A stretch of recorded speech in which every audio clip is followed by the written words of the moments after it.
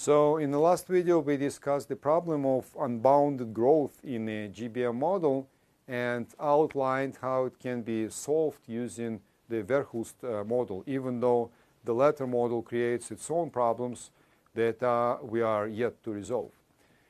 And now I would like to talk about another fundamental problem with the GBM model, namely the problem of absence of defaults. Let's discuss first what happens if a company defaults. When people talk about defaults in finance, default can be of different sort. In a credit world, default is technically considered as non-payment under an obligation to pay. For example, a missed coupon payment by a bond issuer is considered default. But if such non-payment happened in fact because of some technical glitches and was paid a few days after the coupon date, then this is called the technical default, and it does not lead to the company that issued the bond being closed. But in other cases, consequences may be more drastic. For example, if a company goes bankrupt, this is also called default in the industry jargon.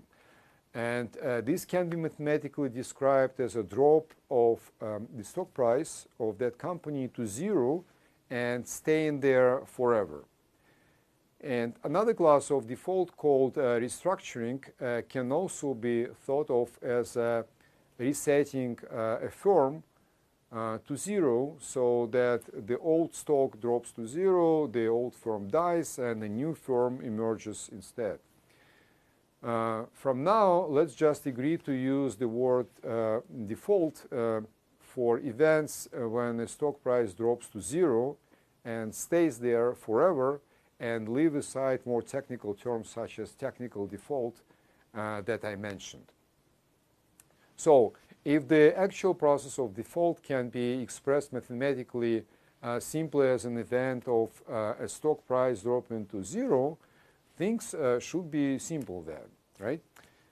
We actually have a model for the stock price, and it's called the geometric Brownian motion model that we discussed earlier. So let's just watch for events when the stock price touches zero in the GBM model. This will be our defaults in this model. And because the model is so simple, transition probabilities in this model are simple to compute. So the whole default thing should be easy, right? And actually it's not right at all. Such events simply cannot happen in the GBM model, because in this model the zero level is inaccessible.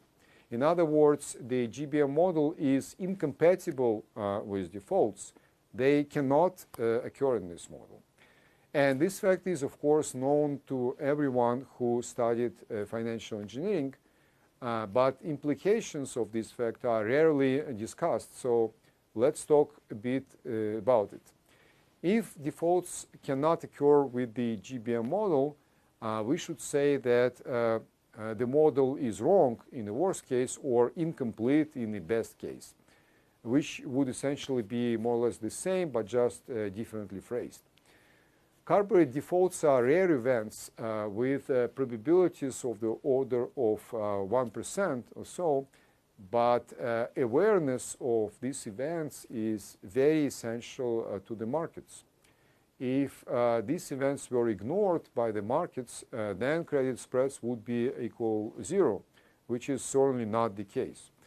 So credit markets and their observables, such as spreads of credit default swaps or CDS, which we discussed earlier in this specialization, indicate that these events are taken into account by the market and but not by the GBM model.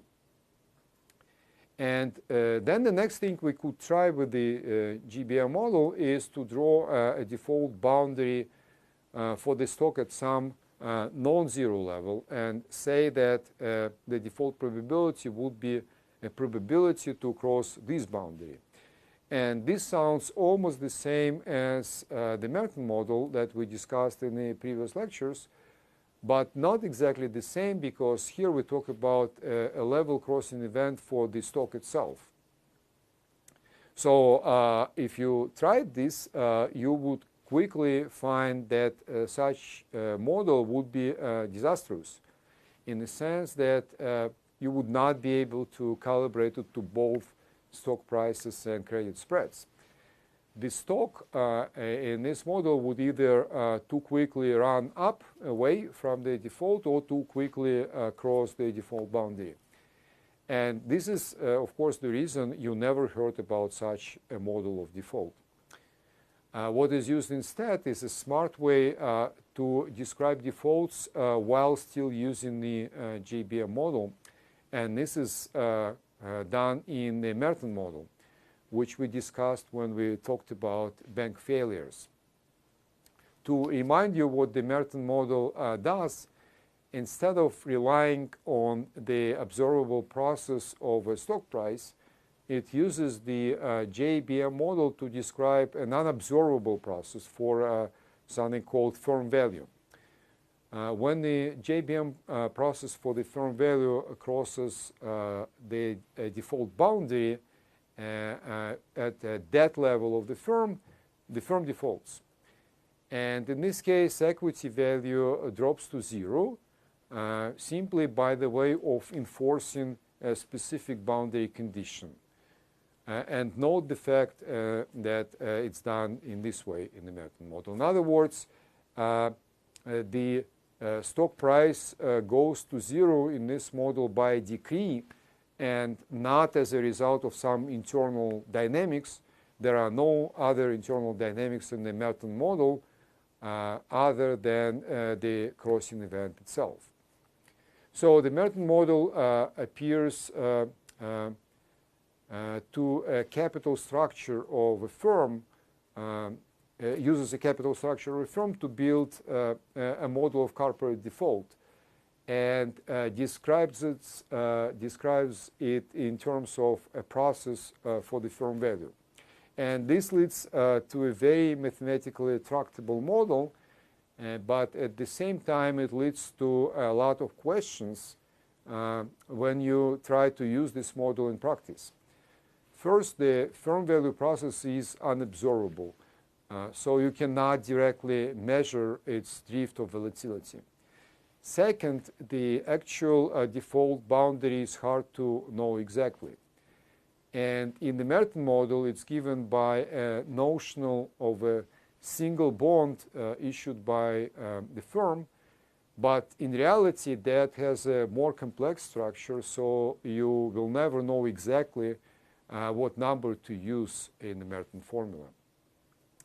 But even if you know what number to use, the estimation of this number from data will invariably bring some noise again.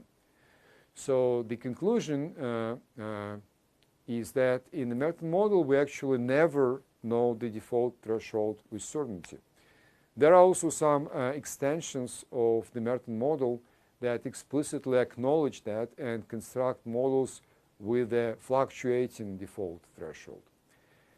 Now, if the threshold position is actually uncertain, then the default event itself should be uncertain too.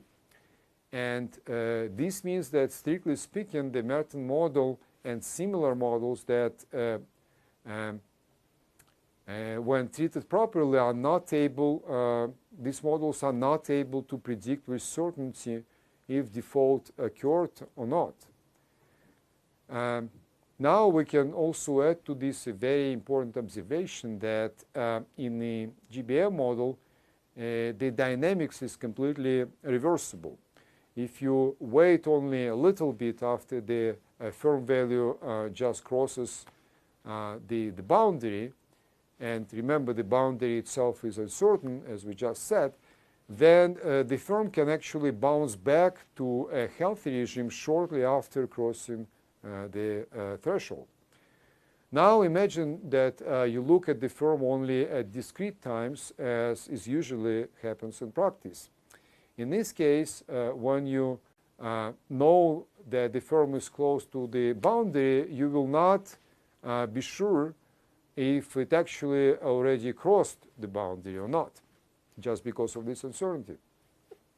So when you take all these real-life complexities of actual modeling of default into account, you will find that the model is in fact unable to say with confidence at each particular moment in time if the default already happened or not. And in this sense, it starts to resemble the famous Schrödinger cat in quantum mechanics, who is either alive or dead, but we can't know for sure unless we open the door of its cage. But in this case, it will be dead with certainty because it will be killed by radioactivity activated the moment we open the door. So before closing this video, I want to mention that to model credit, people usually use other models with credit spreads as additional state variables, which we already mentioned before.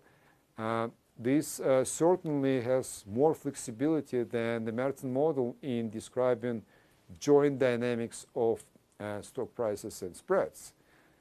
But the main challenges with these approaches would be higher model complexity, as now you have more parameters to estimate, as well as consistency between the dynamics of spreads and stock prices, especially in a region of high spreads and low stock prices, which is most important for modeling defaults.